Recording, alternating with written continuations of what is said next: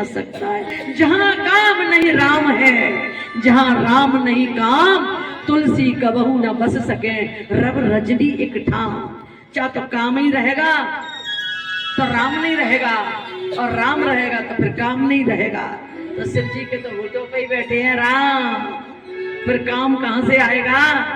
जैसे दिन है तो रात नहीं आ सकती दिन के पास, और रात है तो रात के पास दिन नहीं आ सकती। ऐसे ही जिसके अंदर राम बैठा है वहां काम नहीं आ सकता, और जहाँ काम बैठा है वहां राम नहीं आ सकता। बोला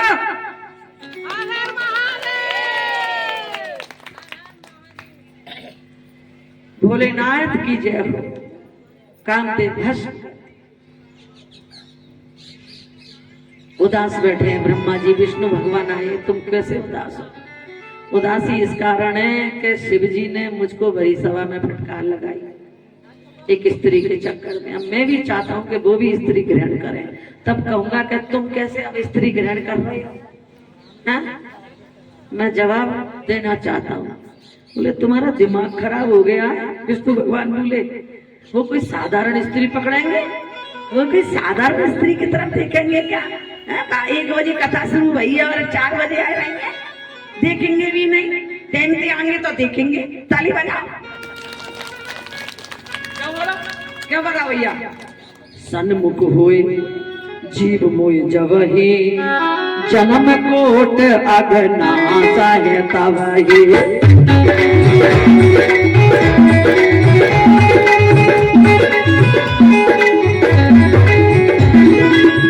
सन्मुख होए जीव मोय जवही, जन्म कोट अगनासा है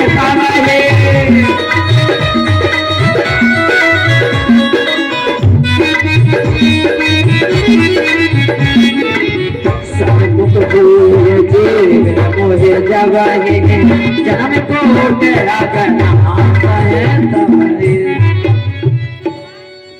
तो शंकर विष्णु भगवान कहने लगे ब्रह्मा जी सुनो, अगर तुम यही चाहते हो कि शंकर भगवान भी स्त्री ग्रहण करें तो तुम ऐसा करो, सती का ध्यान करो, देवी की उपासना करो। अगर तुम देवी की उपासना कर लोगे ना तो वो ही इनको अपने वश में कर सकती है, भक्ति करके। जैसे पतिव्रता स्त्री पति की सेवा करके अपने वश में कर लेती है। पति जहां जाएंगे वहीं संग लेके जाएंगे, चलो बलराम जी। जैसे पत्नी सेवा करके पति को वश में कर लेती है ना, है ना? जहां पति जाएंगे लेके जाएंगे, चलो तुम भी चलो।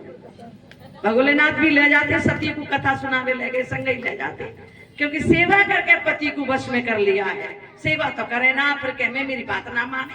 अरे कहाँ पे बात माने? तुम सेवा करो ना, गलत तो नहीं कह रहे भैया? सेवा करे ना, फिर कह बात ना माने। तुम तो नेकाज मानो।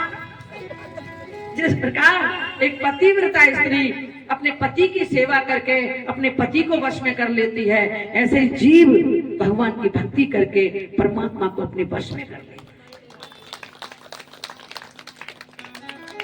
क्या? तो आज उन्होंने सती देवी मैया की उपासना की देवताओं ने। हे देवी, तुम इस धराधाम पे पृथ्वी पे अवतार लेकर के आओ। हे सच्चिदानंद रूपिणी, हे अम्ब के भवानी, अवतार लो अवतार लो अवतार लो अवतार लो अवतार लो अवतार लो अवतार लो अवतार लो।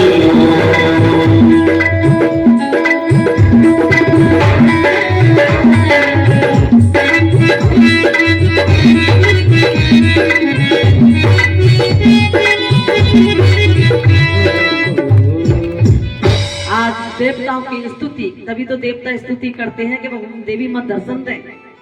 तो आज देवी मां ने प्रकट होकर के ब्रह्मा जी सहित देवताओं को दर्शन दिया।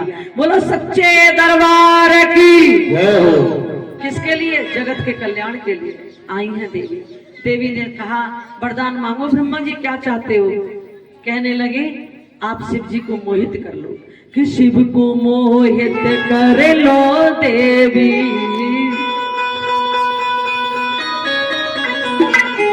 शिव को मोहित कर लो देवी, शिव को मोहित कर लो देवी, उनकी पत्नी बन जाओ, उनकी पत्नी बन जाओ,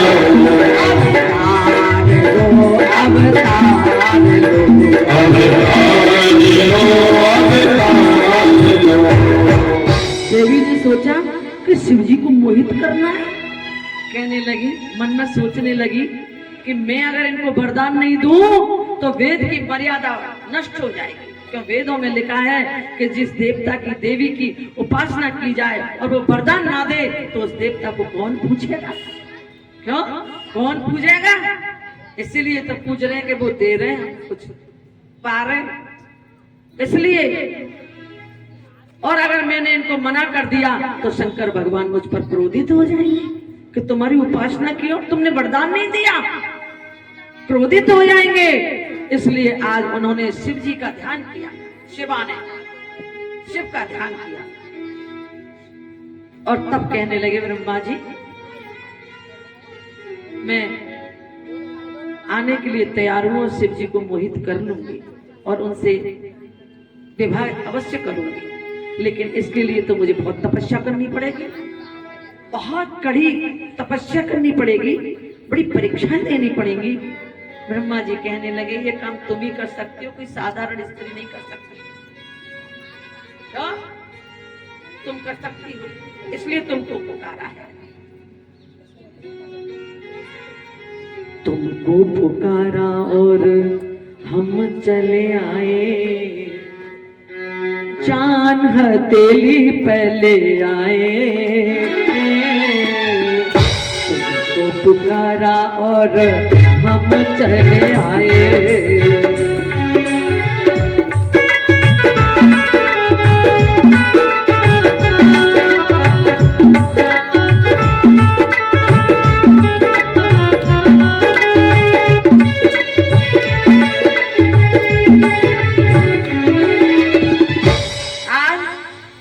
देवी मैया हथेली पे जान लेके आई है कि भैया या तो जान चली जाएगी ऐसी बड़ी तपस्या में, या जान बच ही जाएगी। हाँ?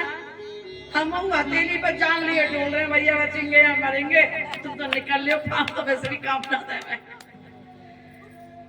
हथेली पे जान लेनी पड़ती है। आज तुरंत देवता कहाँ गए? क्षीर सागर पे, वहां पर दक्ष प्रजापति तपस्या कर रहे हैं। जाकर के दक्ष से कहा कि आप हमारा एक काम करो। बोले क्या? बोले आप देवी की उपासना करो तो तुम्हारे यहाँ पर देवी मैया कन्या बन के आ जाए। बोले इसके लिए तो मुझे बहुत कड़ी तपस्या करनी पड़ेगी। बोले कुछ भी करो करो। दक्ष भी तो पुत्र हैं ब्रह्मा जी के, अपने पुत्र से कहा। तो आज दक्ष ने 3000 वर्ष तक तपस्या की। हाँ, 3000 वर्ष तक नियम पूर्वक तपस्या की। और तपस्या करते समय वो देवी का ध्यान करते थे। तो आज सिंह पे सवार, कृष्ण वर्ण, सुंदर मुख वाली, 4 भुजाओं वाली, हाथ में बर अभय नील कमल तथा खड़ग धारण करने वाली जगदम्बा की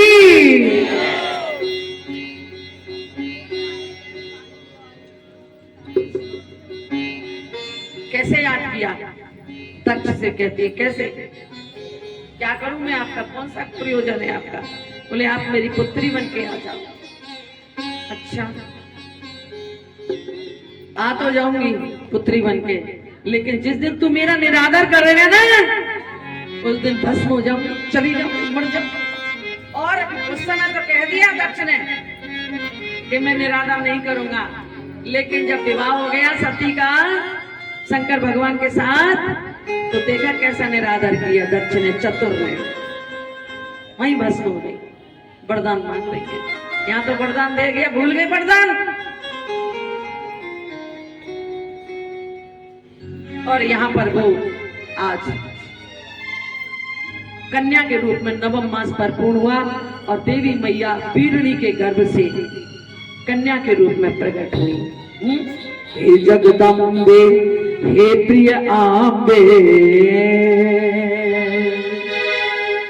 हे जगदम्बे हे प्रिय आंबे, अवतार लो अवतार लो, अवतार लो अवतार लो, अवतार लो अवतार लो। हे जगदम्बे हे प्रिय आंबे, हे जगदम्बे हे प्रिय आंबे, अवतार लो अवतार लो, हे अवतार लो अवतार लो। शिव को मोहित कर दो देवी, शिव को मोहित कर दो देवी, शिव को मोहित कर लो देवी, शिव को मोहित कर दो देवी। कन्या बन जाओ, ओ मेरी कन्या बन जाओ, अवतार लो अवतार लो, ओ अवतार लो अवतार लो।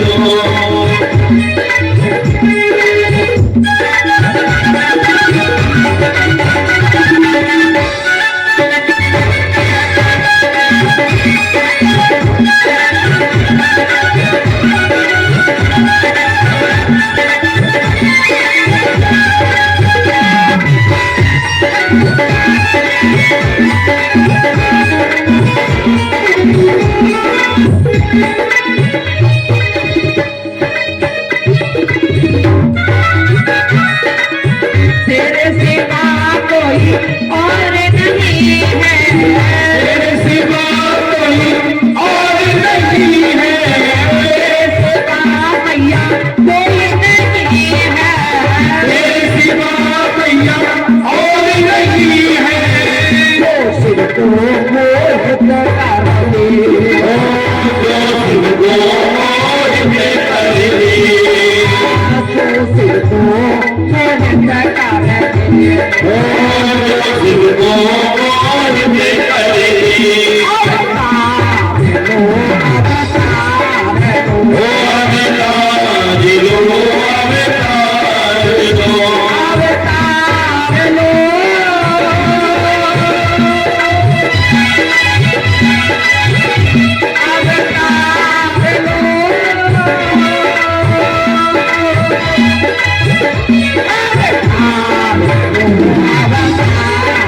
ओ अवतार लो अवतार लो, अवतार लो अवतार लो, अवतार लो अवतार लो। दरबार की आत्मविश्वास परिपूर्ण हुआ और वीरनी के गर्भ से देवी मैया ने अवतार लिया, रुदन करने लगी कन्या।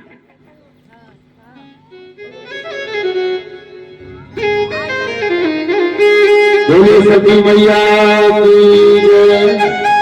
ओ पर्वत ज्योति लहराई, जय हो तेरी गाना भाई। ओ पर्वत ज्योति लहराई, जय हो तेरी गाना भाई। जय हो तेरी गाना भाई, अरे जय हो तेरी गाना भाई। ओ जय हो तेरी गाना भाई, अरे जय हो तेरी गाना भाई।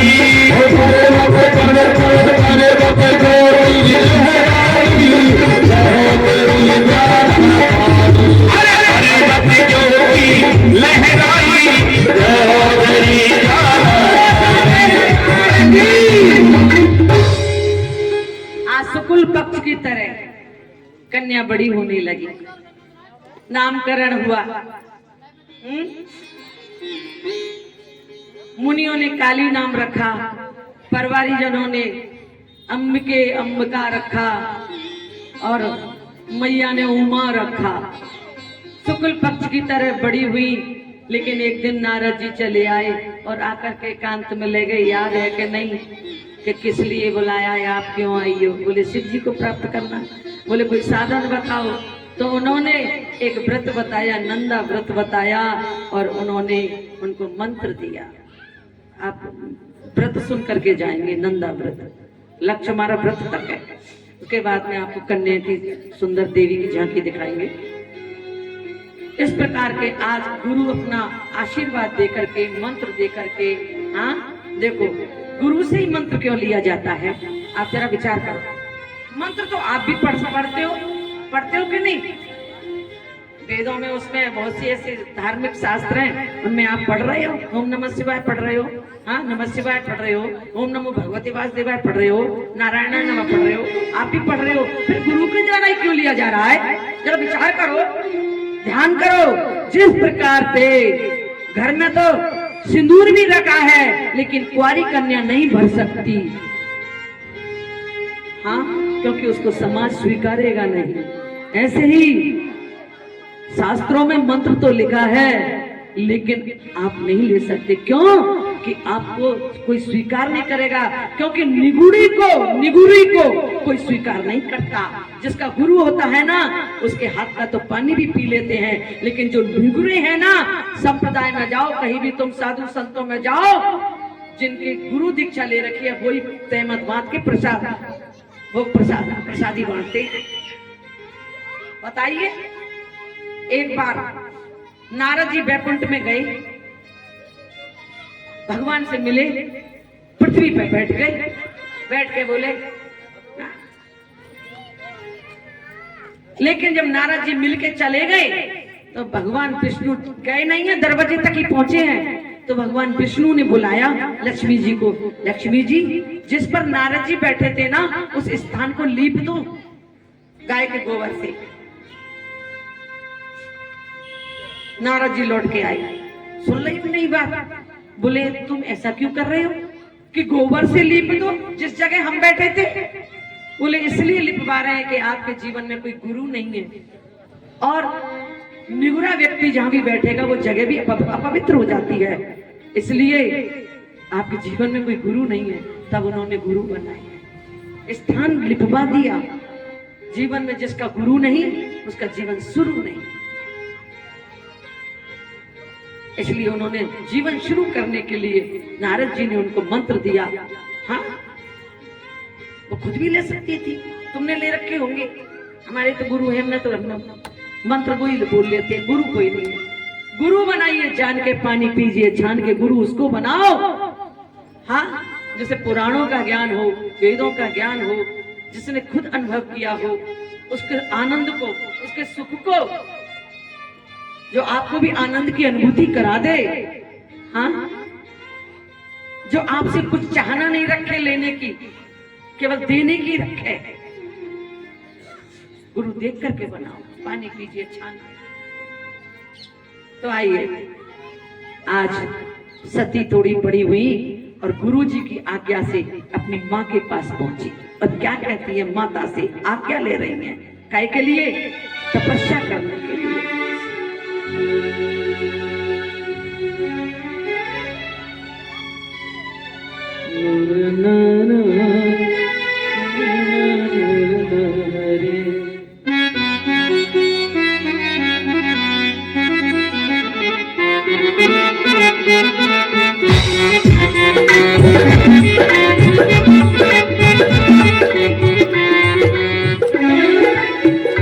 मेरी मैया तू आज्ञा दे दे, मेरी मैया तू आज्ञा दे दे, ओ मेरी माता तू आज्ञा दे दे, ओ मेरी माता तू आज्ञा दे दे, मैं तप करने को जाऊंगी, मेरी मैया तू आज्ञा दे दे, ओ मेरी मैया तू आज्ञा दे दे।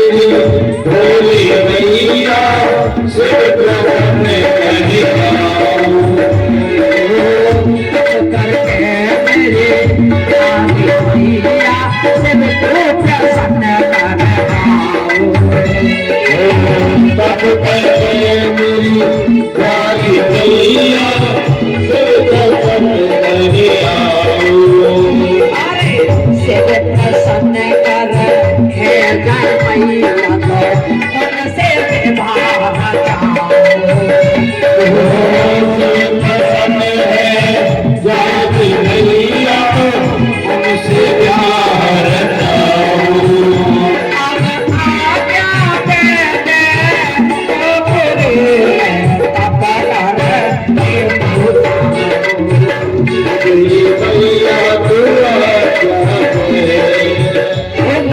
मारो श्याम पिचकारी पत्थर मारो श्याम पिचकारी। मेरी भीगे चोनरिया सारी देर मारो श्याम पिचकारी। पत्थर मारो श्याम पिचकारी।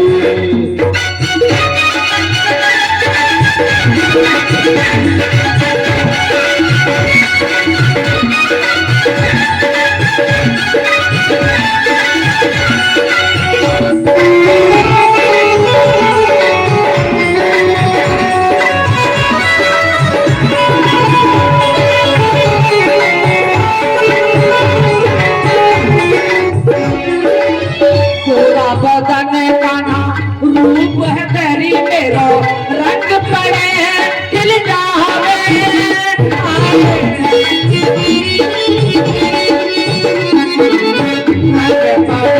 जब पूरे बदन पे जिया मेरा घबरावे किधर जाऊं मैं लाज की सारी पत्थर मारो श्याम पिचकारी। है पत्थर मारो श्याम पिचकारी।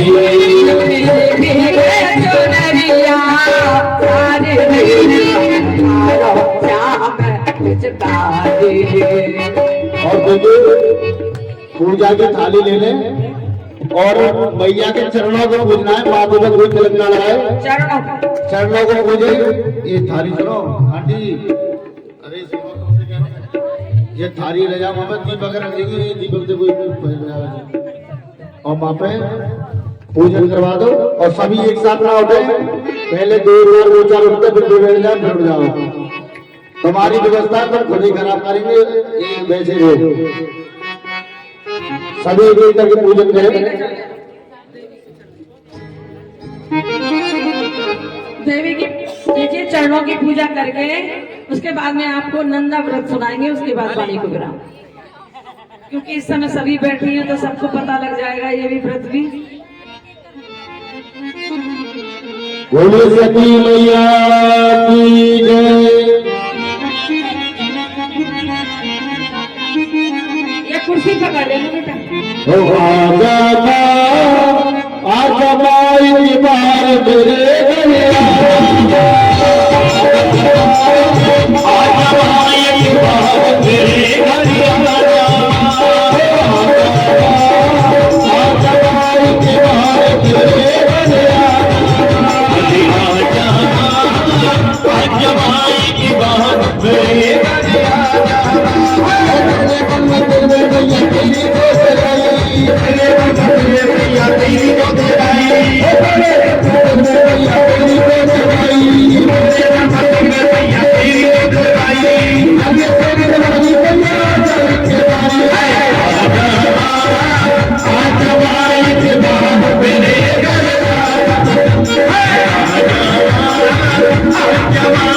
बार मेरे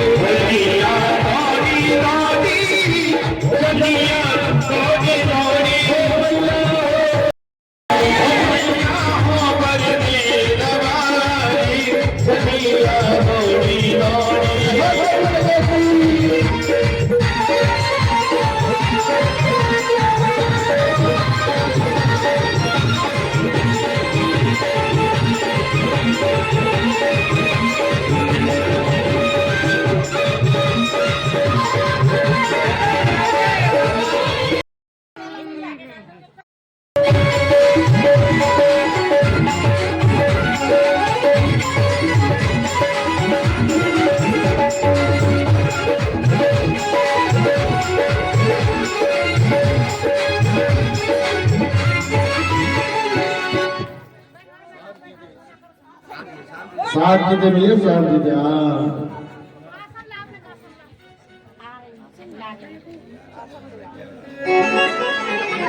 माँ कौन सी देवी हो?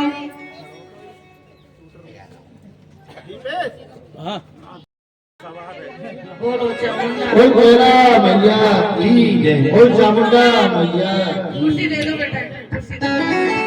मैं थोड़ा थोड़ा चल के सीधा दे दो रे, चल के छीटे। पकड़ लो एक जगह, उठ जा। कौन सी देवी है माँ? बोल साथी मैया की जय। साथी जो पधाली माता तेरी जय जयकार, जय जयकार।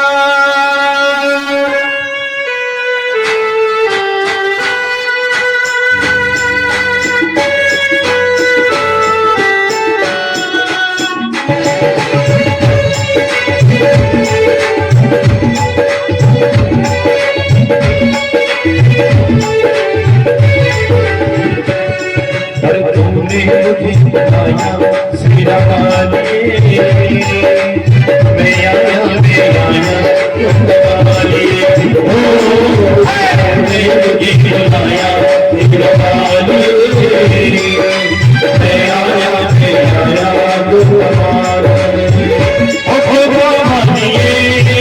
पहाड़ा वाली।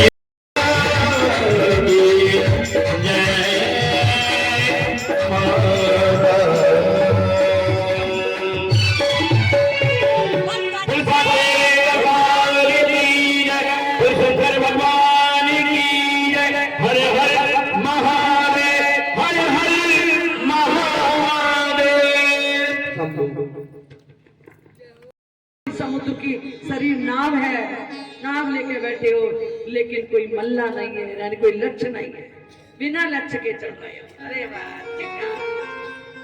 मनुष्य का शरीर धारण किया, नाव लेके बैठे हो समुद्र में, और बिना लक्ष्य के डूब जाएगी नाव, इधर उधर भटक जाएगी, औंधी हो जाएगी शरीर रूपी नाव। इसलिए जीवन में कोई लक्ष्य हो।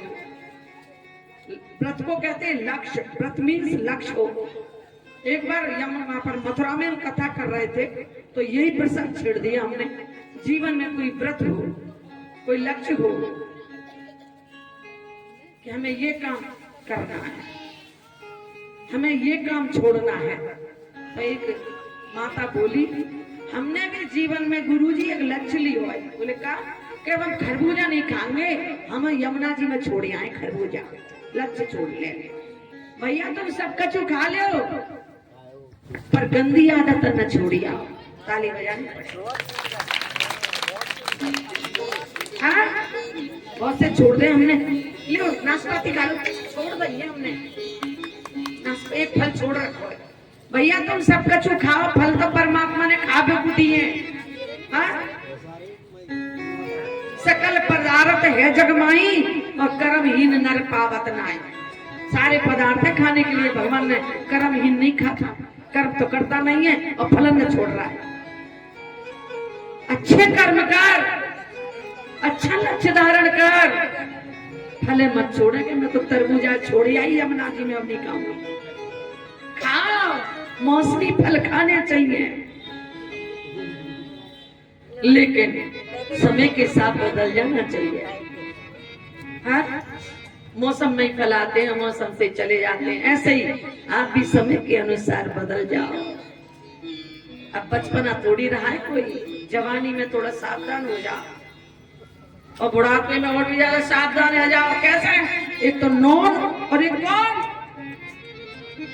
बहु रोटी परोस देते यो मत क्यों नॉन, और कोई आ रहा है जा रहा है तो यो मत क्यों कौन, यो ही कह देंगे तुम कौन। अब देखते हैं जब कुछ कह ही नहीं सकते, समय के अनुसार बदल जाओ। इसलिए लक्ष्य ले लो जीवन में कि हमें शिव की प्राप्ति करनी है। सती ने ले लिया, अब पहुंच गई, हरिद्वार पहुंच गई, और जा करके उन्होंने क्या व्रत लिया, क्या लक्ष्य लिया कि मुझे शिव की प्राप्ति। लेकिन कोई अनुष्ठान का कोई क्रम हो तो क्या क्रम, अश्विनी मास से, अश्विनी यानी प्रतिपद आती थी, यानी पड़वा, छठ, एकादशी, इनमें गुड़ और भात का शिव जी का भोग लगाया। व्रत है और लवण भक्ति पूर्वक इनका भोग लगाया। किसका? आज एकादशी है, आज से ही व्रत शुरू हो गया। देख लो, वैसे फागुन है लेकिन ये इनके महीने से है। तो एक तो पड़वा, प्रतिपद, छठ, एकादशी, इसमें गुड़ और भात, समा के चावल, ये भात है, और सौदा नमक लवण, इससे शिव का पूजन किया और पहला मास ऐसे ही बिता दिया। बोलो जयकारा। दूसरा महीना लग गया, कार्तिक मास की चतुर्दशी, यानी कि 14 कार्तिक महीना की। और उस दिन क्या बनाया? खीर और अपूप, अपूप कहते हैं पुए को, खीर पुआ, उससे शिव जी का पूजा की और वो महीना ऐसे ही निकाल दिया। बोलो जयकारा। तीसरा महीना निकल गया, वो है माह का महीना, कृष्ण पक्ष की अष्टमी तिथि। तो जौ का दलिया बनता है, जौ, तिल, चावल सहित शिव जी का पूजन किया और पूरा महीना ऐसे ही बिता दिया। जयकारा। 14 महीना लग गया। फूस का महीना, शुक्ल पक्ष की सप्तमी तिथि को रात में जागरण किया।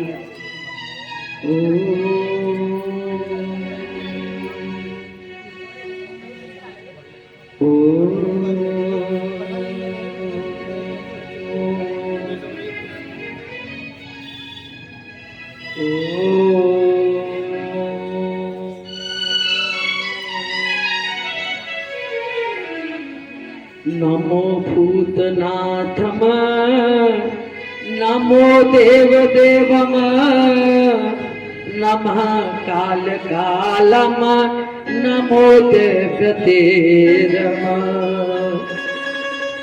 नामः काम भस्मम, नमः शांतिशीलम, भजे पार्वती वल्लभम नील कंठम, भजे पार्वती नीलकंठम, भजे पार्वती वल्लभम नीलकंठम, भजे पार्वती वल्लभम नीलकंठम।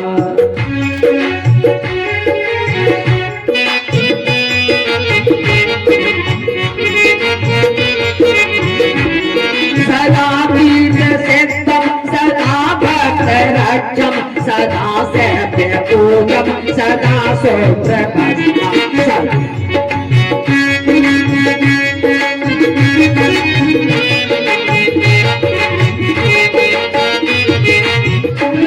सदा ध्यान युक्तम, सदा ज्ञान तुल्यम, भजे पार्वती वल्लभम नीलकंठम।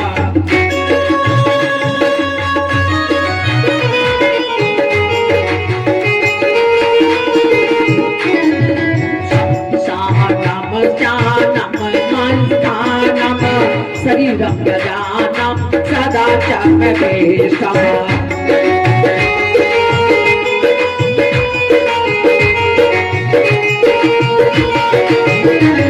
वेदांतं निशोचं पशूनां प्रतिष्ठं, भजे पार्वती वल्लभम नीलकंठम, भजे पार्वती नीलकंठम।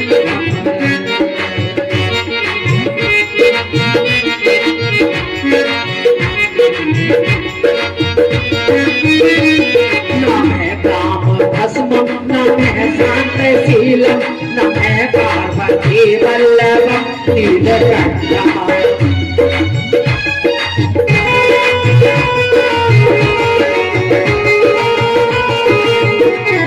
हरिनाग कंठे भुजादकटेकम, कले वर्तमानम महावीर शूरम, कटी व्याघ्र जब मैं चेता बस में लेगा अचे पार्वती पल्लवम तेज कंठा अजय पार्वती बलवंती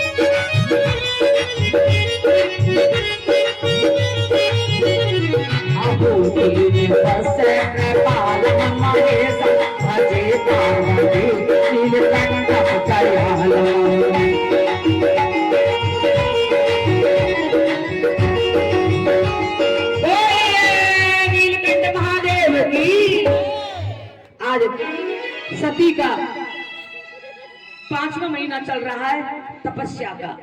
फागुन का महीना है, कृष्ण पक्ष, और चतुर्दशी को रात में जागरण करके और चारों प्रहर बिल्व पत्र चढ़ाए हैं। आपको बहुत बिल्व पत्र चढ़े हैं, बिल्व पत्र चढ़ा करके और शिव जी की विशेष पूजा की और वो महीना ऐसे ही निकाल दिया। बोलो जयकारा। चैत का महीना लग गया, चतुर्दशी है। सती पलाश के पुष्पों से शिव जी का पूजन करती हैं और उन्होंने दिन रात भगवान का चिंतन करते, भोलेनाथ का चिंतन करते करते वो महीना यूं ही निकाल दिया। बोलो जयकारा। क्या बोलो जयकारा। दरबार की। बैसाख का महीना लग गया। बैसाख का महीना शुक्ल पक्ष की तृतीया तीज, गव्य तिल आहार, जौ और चावलों से शिव जी का पूजन करने लगी और वो महीना सती ने ऐसे ही निकाल दिया पूजा करके। बोलो जयकारा। जेठ का महीना लग गया। पूर्णिमा के दिन निराहार रह करके रात्रि में वस्त्र पहने फटकटकैया के पुष्पों से।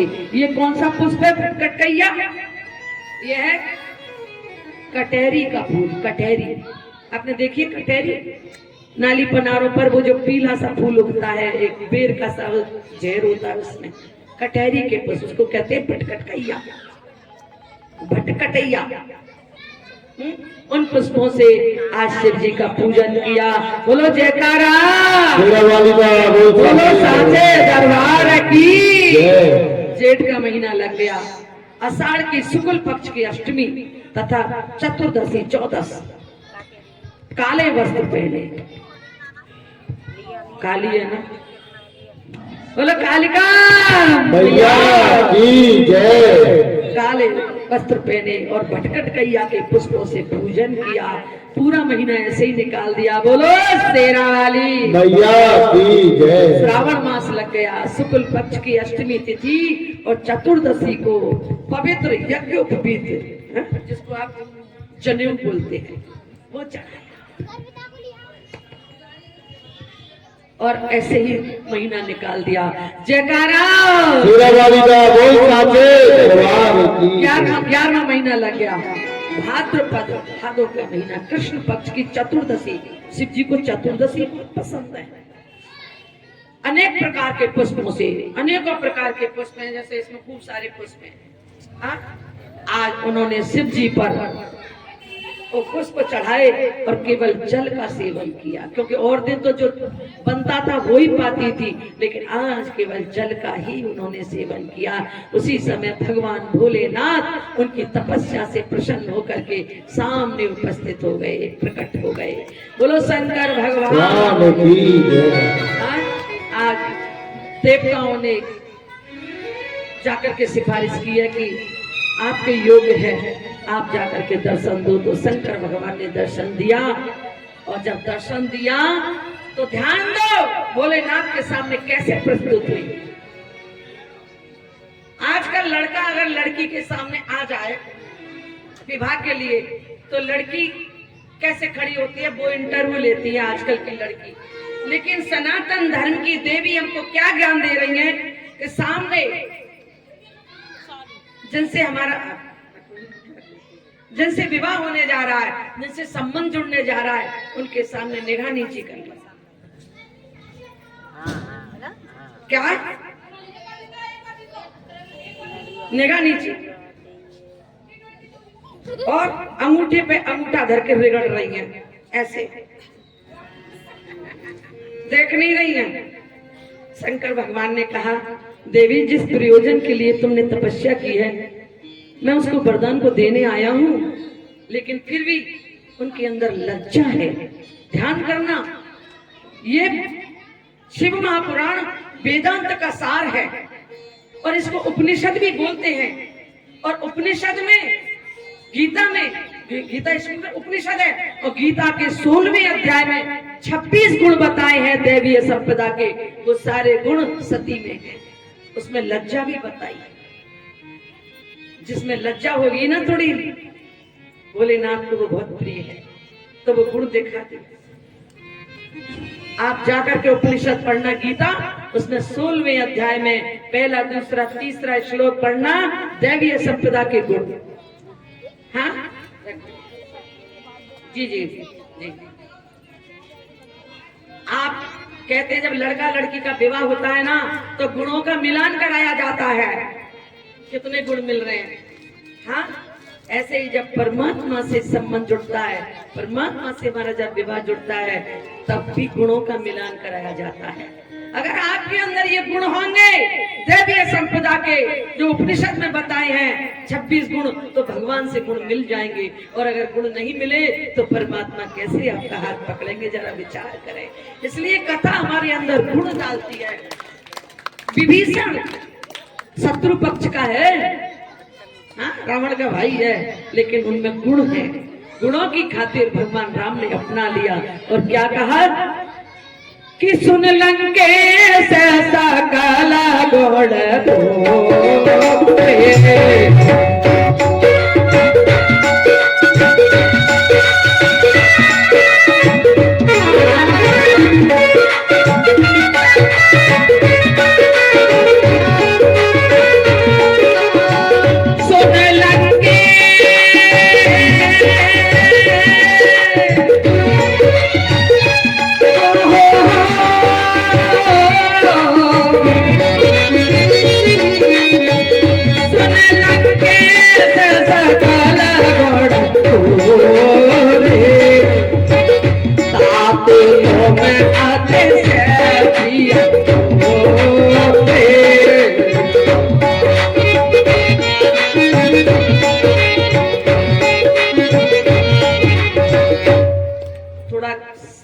सीरियसली आइए, गुण मिलान हो रहे हैं आपके भगवान से। कथा दर्पण है, दर्पण। दर्पण देखोगे तो पता लगेगा कि आप सुपर्णखा हैं या सीता हैं। राम कथा का दर्पण लगाओ, कोई सी भी कथा का दर्पण लगाओ, हम नहीं कहेंगे तुम वो हो, तुम ही दर्पण लगा लो कथा में, और देखो हम कौन है, हम सुपर्णखा हैं या सीता हैं, हम कौन है, हम कृष्ण है या कंस है, हम रावण है, राम है, कौन है हम। शीशा लगा लो, अगर हम रावण हैं तो फिर बदल डालो अपने को, फिर राम बन जाओ। राम कैसे आचरण बना लो। अगर राम के आचरण आ गए समझ लो दैवीय संपदा के गुण आ गए। अगर आप सुपड़का हो सीसा में तो बदल डालो सुपड़का के गुण, सीता बन जाओ तो राम जी हाथ पकड़ लेंगे।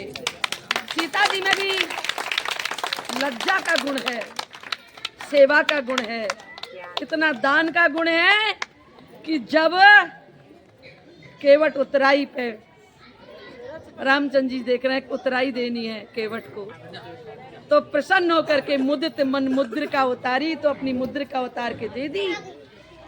ऐसा गुण आप में हो कि नहीं? पांचवा गुण है दान का। आप दैवीय संपदा के 26 गुण में गुण पढ़ लेना दान का। सीता जी में है, सारे गुण हैं इनमें देवियों में, इसलिए इनको देवताओं ने हाथ पकड़ा है। आप भी अपना हाथ भगवान को देना चाहते हो तो गुणों अर्जित करो।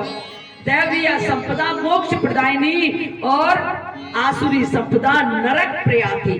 पांडवों में देवीय संपदा थी तो मोक्ष की प्राप्ति हुई, कौरवों में आसुरी संपदा थी तो मारे गए।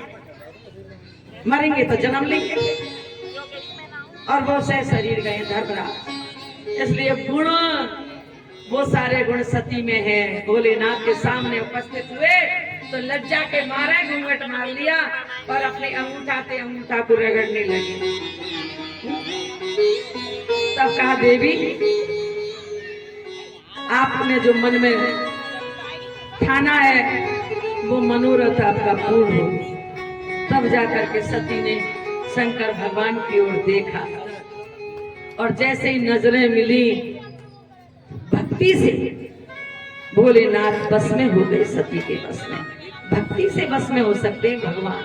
भगवान भक्ति के बस में है, भगत के बस में है भगवान, भगत के बस में है भगवान, भक्त के बस में है भगवान। भक्त बिना तो कुछ भी नहीं है, भक्त बिना तो कुछ भी नहीं है, भक्त बिना तो कुछ भी नहीं है।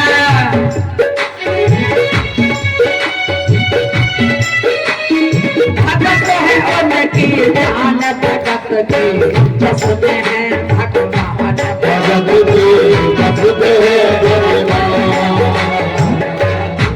सती ने बस में कर दिया भक्ति करके। आप भी कर लो बस में। तो आज भोलेनाथ की नजरों में सती सती दिखाई दे। भूल गई, समाधि तोड़ दी सती ने अपनी भक्ति के आगे। भोलेनाथ की समाधि तोड़ दी। हाँ, कोई साधारण स्त्री नहीं है, समाधि तोड़ दी। कैलाश पर गए और जाकर के क्या कहते हैं गणों के सामने, सती कहाँ, सती कहाँ, सती कहाँ, सती कहाँ। भूल गए मान मर्यादा, भक्त के लिए पागल हो गए। सती कहाँ, सती कहाँ, तू कहाँ ये बता, इस सुहाने पर्वत पे माने ना मेरा